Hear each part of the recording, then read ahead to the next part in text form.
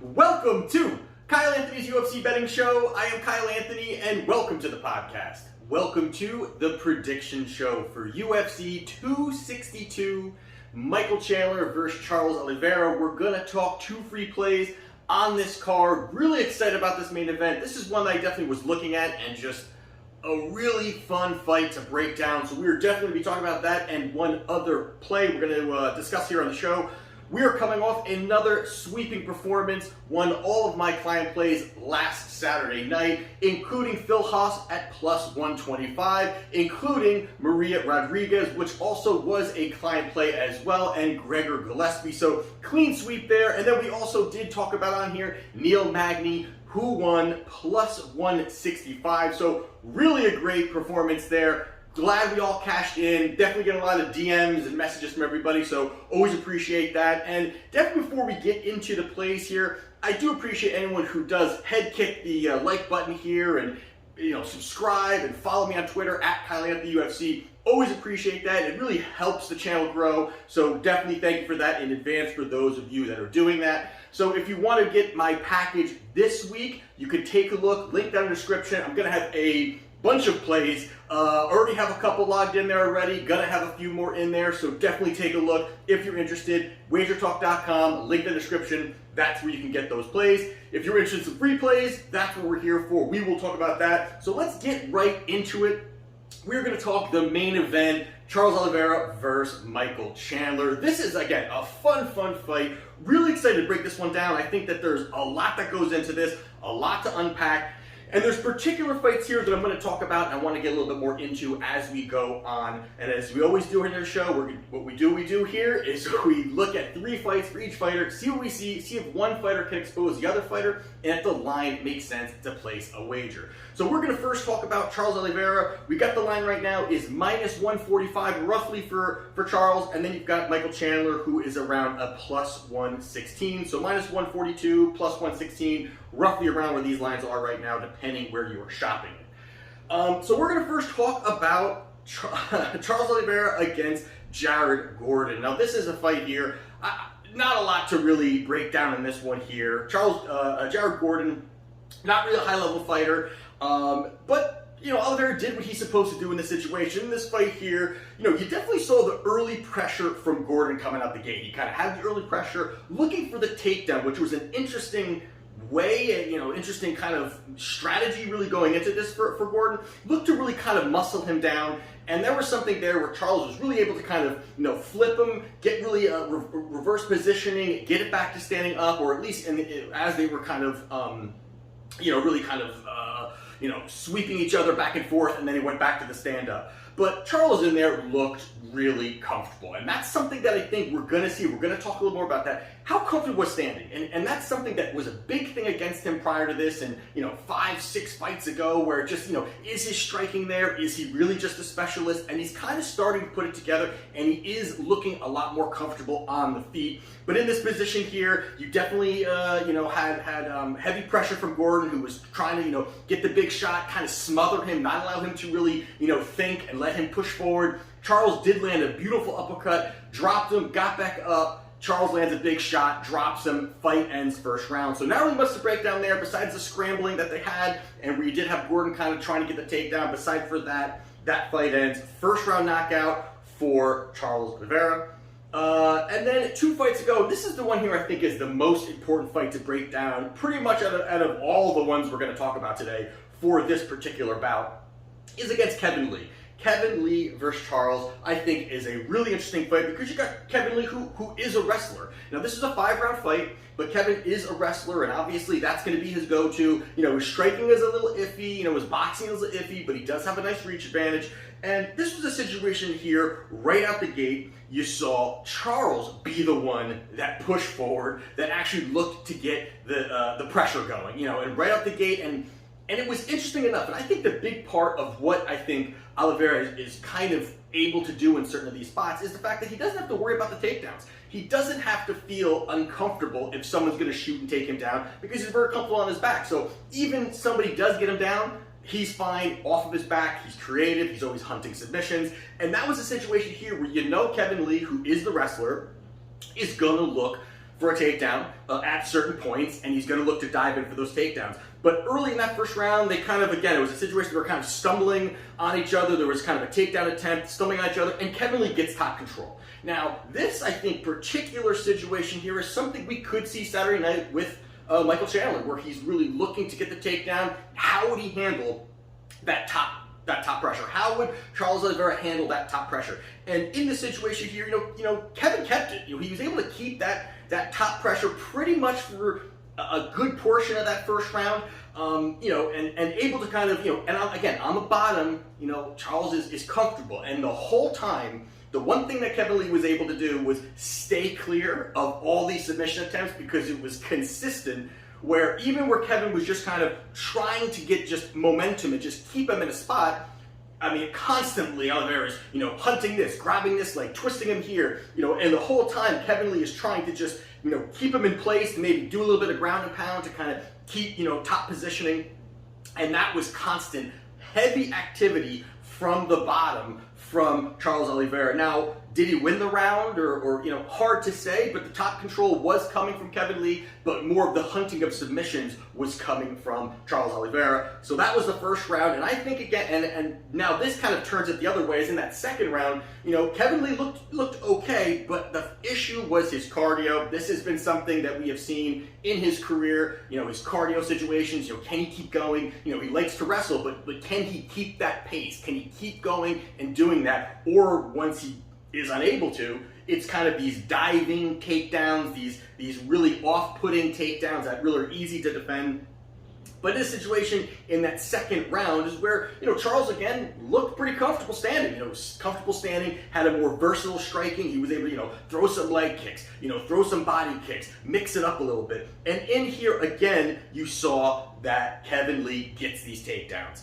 And again, that's something that's going to go into Saturday night, absolutely, where you've got this guy, in Chandler, who has, I think it was completely more well-rounded, but similar skill set than Kevin Lee. And you've got Chandler, who has more power than him, better boxing than him. So it's something that you can definitely try to piece this together. But Kevin Lee had success, even when he was gassed, was able to get him down, was able to get top control, keep top control. And again, Charles, scrambling around, trying to keep positioning, hunting for submissions.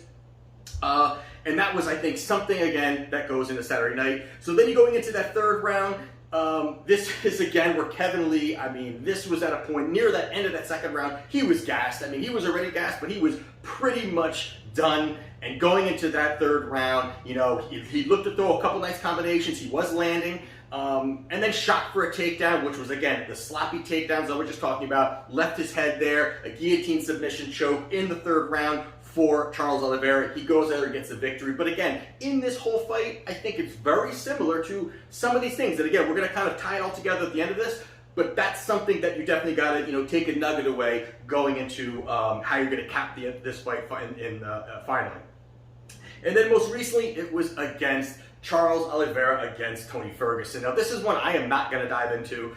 It was a great showing for Oliveira. He goes out there, took Ferguson down, kept top control, even in the scrambling situations, kept him there, able to, consistently hunt for submissions over and over and over again. And, Ferguson's kind of trying to find his way out. And, that first round, I don't know how he even kind of, which everybody talks about, how he was able to kind of, he had the arm bar and his arm was kind of going in the wrong direction, basically. Looked like he was popped out. Really a good showing and a dominant showing, just a pure dominant showing. And now this is a situation where do you kind of say, hey, Ferguson's kind of heading down, a path that he's not gonna be, he's just kind of getting old. He's just kind of getting old at this point. Or is this a situation where, this is just really Oliveira being a dominant grappler, and that's why he got this. Could be a mix of both, but either way, he goes out there, dominates, all rounds, sweeping decision victory. Charles Oliveira goes there and gets the victory done. And on the other side, you've got Michael Chandler. Now, 3 fights ago, he fought Sidney Outlaw. This was in Bellator. Again, these we're going to kind of go pretty quickly over because they're all one-round knockouts. But again, Sidney Outlaw, early you did see, and this is something that Chandler likes to do, is that he throws a lot of body shots. He'll open up with some body shots, kind of soften up his opponent, look to kind of, they call it kind of, putting $1 away. It's money in the bank, where you just kind of do that. It's going to pay off later in the fight. He hasn't really gone too deep in these fights, but he goes out there mixing it up very nicely. Good footwork you see from Chandler. Nice boxing, distance management, very good. And he goes in a situation here, he lands a big shot, a big hook, drops him, gets on top, swarms, fight over, knocks out Sidney Outlaw in round 1 in Bellator. Great showing. And then 2 fights ago, he fought Benson Henderson. Another spot here where maybe Henderson's, getting older at this point, not the guy that he used to be, the ex-UFC champion. And this is a spot here where, again, you did see great movement, from Chandler. Good movement, good footwork, in and out, boom, boom, boom, throws some nice combinations, bounces back out. Circles, boom, boom, boom, back out. And he's very good at that. And then, I think those are opportunities where if he wants to, he could kind of bounce back in for the level changes, if that's something he's looking to do. But this was another fight where, Henderson kind of, stuck in there in the pocket, landed another big shot. And the one thing that you see, even the other fight we're going to talk about with Dan Hooker, is, Chandler has absolute power. And these guys, when he touches them and he hits their head, they just fold. They just literally fold down, and the power is there. That's something that is very interesting. Again, we're going to talk about it, at the end of this, but the power is absolutely on his side in this fight Saturday night. But he goes out there and knocks out Benson Henderson in round 2. And then most recently, he fought Dan Hooker. Now, this is a fight here that, Hooker, is the kind of fighter that, he's a brawler. He's tough to put away. He'll stand and bang. You even saw him against Edson Barbosa, where Barbosa, landed just a monster amount of shots, leg kicks, head kicks, and he just kind of hung in there. And even though he lost and got beat up, he stayed in the pocket. He was, he's able to do that against multiple fighters. You've seen him just be in the pocket, hard to put away. That's kind of been his thing. He's durable. The durability is just really high. And then you mix in, his good ranging strikes and just a lot of things that he could do.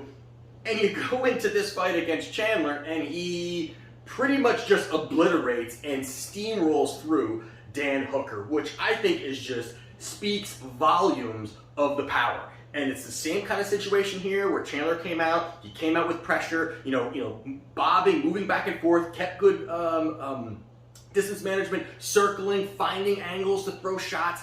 And, Hooker almost looked like a deer in headlights. And I'm not sure what that's attributed to. Is it more Chandler is just a monster and he couldn't really just gauge the distance, or whatever it was? It's really, I would obviously give it to, Chandler. Why I don't think there was an issue with Hooker by any means, but the fact that he goes out there, lands one big shot, and the same kind of way that that Outlaw fell and Henderson fell is the same way that Dan Hooker fell. They just collapse, they fall down, and he gets right on top. It's the thing that it's not even these shots that he lands where it kind of rocks the guy, and he's just, he's standing, and he kind of up against the fence, and he's kind of, wobbled, or, these kind of things. When he hits them with a clean shot, these guys go down, and he's able to swarm, get on top, finish the fight, and that's what he did here against Dan Hooker, which I thought was very impressive. But it shows, people question, is Henderson getting old? Is Sidney Outlaw really that good? He's running through these guys,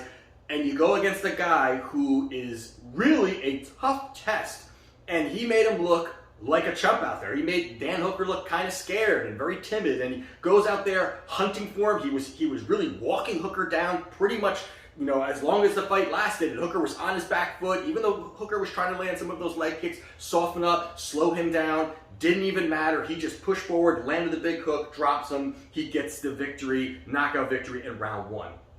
Now, with that all being said, take a look at these two guys. Obviously, you've got Oliveira, his elite level, ground game, Brazilian Jiu-Jitsu, just top level. And the one thing that is going to be a massive factor in Saturday night is the fact he hunts for those submissions. And we just talked about it, about, multiple guys who have that top control, or if they do get him down, or wherever they are on the ground, he does not stop moving. And that's something that Chandler's got to look out for. When he's in those situations where if he's going to look for those takedowns, it is as soon as they hit the mat, he's already grabbing a wrist, turning you here, looking for any limb he can get his hands on and just get you out of sorts and hunt. Even if he's not looking to get the submission, but he's looking to just get you out of position. And that's something that definitely Oliveira is fantastic at.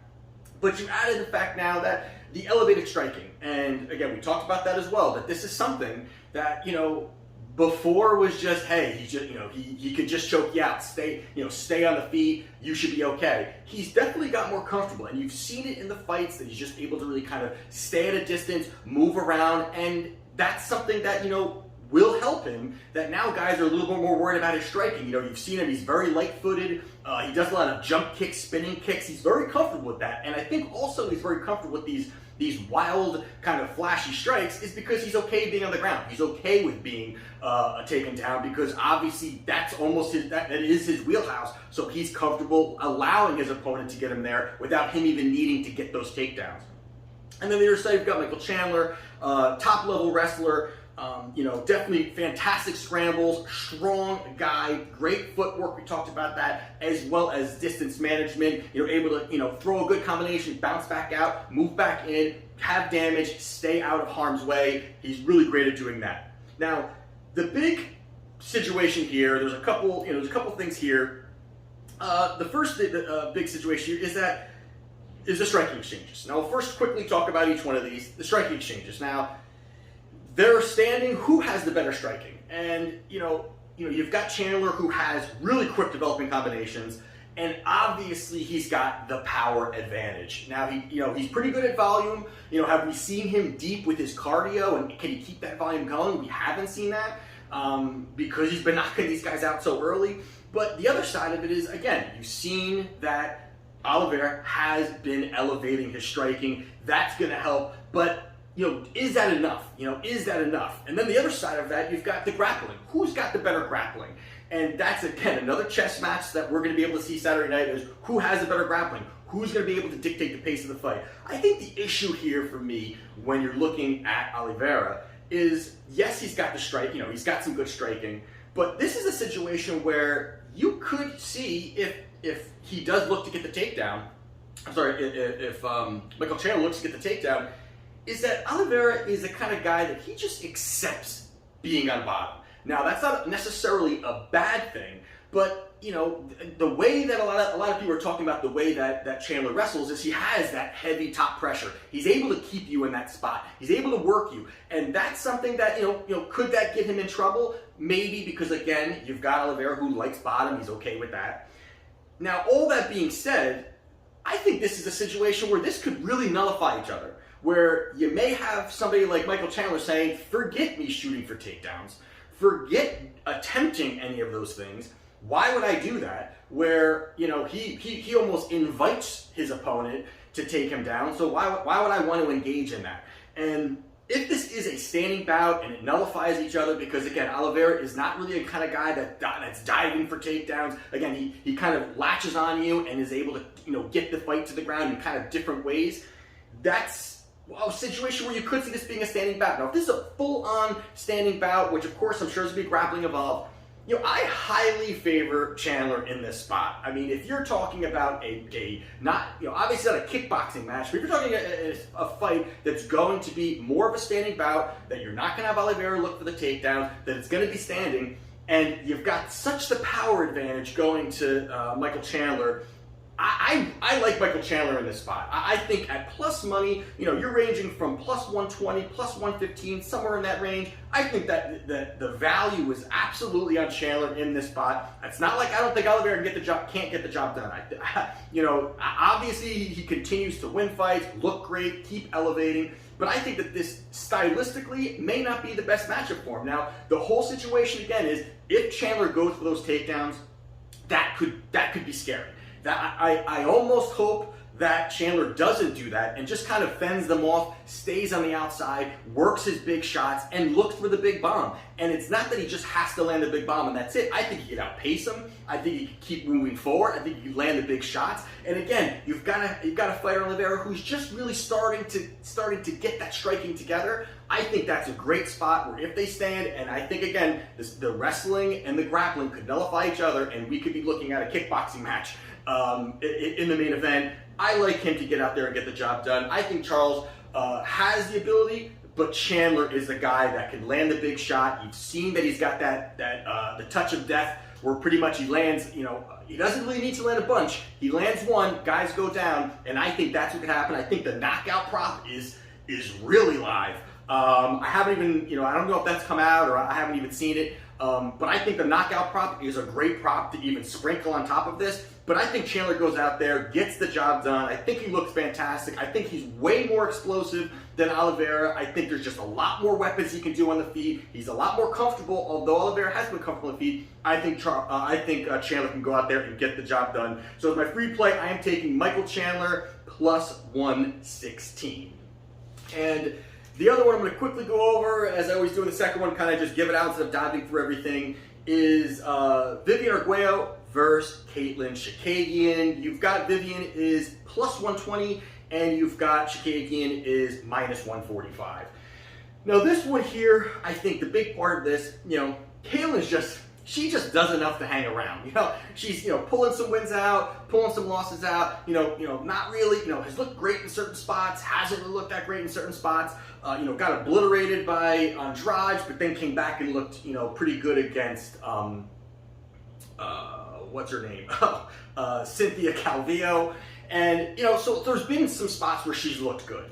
But this part here is that, and she does have a good pace. She pushes out a decently pace, and those are the things I think that can help her going forward. And she went out there and beat the non-champion Shevchenko. She went there and won there and found a path to victory there. My situation here is she just doesn't have power or strength like Vivian does. And I think Vivian really, has started to really, hit that next level for her career. I think her strength is way over Chookagian. I think that Chookagian, again, she reminds me of like an aerobics kind of fighter, where she's good, she's sharp, she yells every time she throws a punch, and sometimes that I think kind of could sway the judges. But it's just, she doesn't have that brutality in there where she's going to lay a big shot. She's going to look for takedowns, keep you there, keep volume, just kind of pepper you out, and hope on the scorecards she's pretty much landed more than her opponent. In this situation here, I think Vivian has a path to victory. I think she is going to be much stronger in the clinch. I think she's going to be much stronger in the takedowns. She's going to be much stronger when they're on the ground and keeping top control. I think those are absolute paths to victory. I think she'll be able to muscle Chookagian around, and I think that's what she's going to look for. She has that strength. Her striking has looked a lot better, a lot cleaner as of late. I think at plus money here, I like Vivian Arguello to get the job done. There's a point where, again, Chookagian, there's certain things she does well, but I think in this spot here, I think that, she's gonna, when you're gonna be watching, you're gonna see maybe Chookagian land about 3 shots. That really doesn't do much at all, and then you're gonna see maybe 1 or 2 shots coming from Arguello, and you're gonna see the power difference. And I think that is going to help her, where she also is gonna be able to pretty much muscle Chookagian down. I think those things mixed together are really going to give her a great opportunity to win on the scorecards here. I think that's another sprinkle is Arguello via decision, but I do like Vivian Arguello here, plus 120. I think that's great value here on a girl that I think is really starting to hit her stride. And then on the other side, you've got Chookagian, who is who she is. She's found some paths to victory in certain fighters, but I think this is a spot here that strength is going to be a massive difference. And I think that's how she gets her down, muscles her down, finds a way to chip away in the scorecards and get the victory. So as my other play, it'll be Vivian Arguello at plus 120. So those are my 2 free plays for UFC 262 this Saturday night. Really excited about it. We're going to have a crowd there. It's going to be amazing. I cannot wait. It definitely brings a whole different energy when you're watching these fights. So only to those fighters there know that once you're in that cage, you do see that they definitely start to feed into that energy. So it should be a great night of fights. So if you want to definitely take a look at my Wagertalk plays, client plays, link down in the description. Like, comment, subscribe, all those great things. Appreciate everybody's support. Let's cash in and sweep for the 3rd straight event. Definitely can't wait for the next card. Definitely can't wait for this Saturday night. We will see you then. And the next show, this is Kyle Anthony's UFC Betting Show, and we'll see you next time.